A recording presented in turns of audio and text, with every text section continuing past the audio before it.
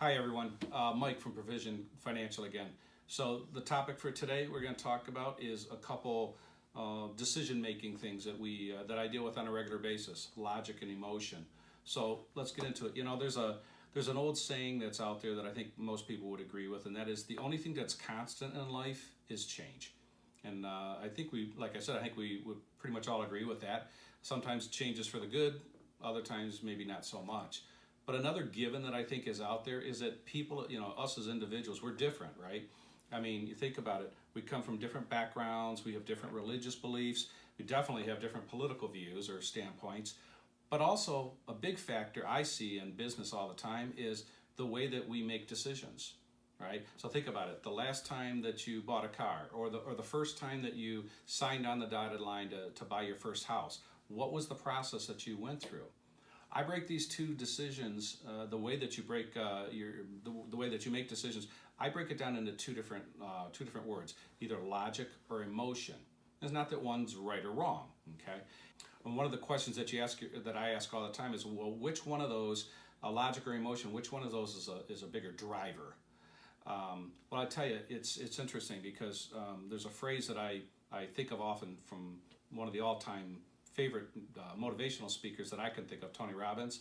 He used to always use an expression. He would say, you know what, as much as he didn't like to admit it, his research would show that people would do more to avoid pain than to gain pleasure.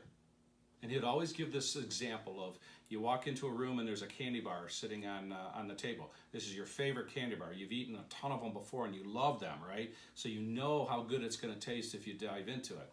But then you're also worried about, yeah, but I've also eaten a lot of food. I've had a lot of sweets already today. And you're worried about gaining weight. Well, according to his theory, people tend to be more worried about gaining weight than they would be to enjoy the candy bar that they're potentially going to eat. So oftentimes they won't eat it because the pain is a stronger emotion, if you will, over the potential pleasure. Okay, so I had a hard time dealing with that. I didn't necessarily believe that when I first heard that, but the more I've worked with people over the years, I think it's true.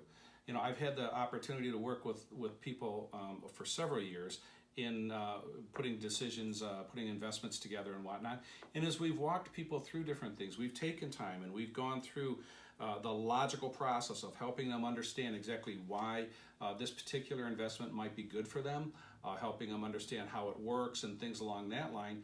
And everything might make sense, but you know what? When it comes down to the bottom line, if one or both of them are just not at peace with it, and they go home and they can't sleep properly at night, then it's not right for them. And that's fine to understand that. I think that's an important factor to understand. Now, hear me when I say this. It's not that they're too emotional in their decision making or that they don't necessarily have the intellect to understand. Not at all. They completely understand it. It's just everybody has different points when it comes to risk and rewards that they're willing to take. So the bottom line, I guess, is what it comes down to is this: if you end up eating that candy bar or not, I'm not really sure that's going to be a life-changing event for you. But when it comes to investments, understanding what's right and making the decision that you're comfortable with very, very possibly could be a life-changing event. So in a wrap-up, I'll make this point to you. When it really comes down to it, make sure that when you're making big decisions, as in investments and stuff like that, make sure that you think about things from both sides, your brain as well as from your heart. So until next time, see you then.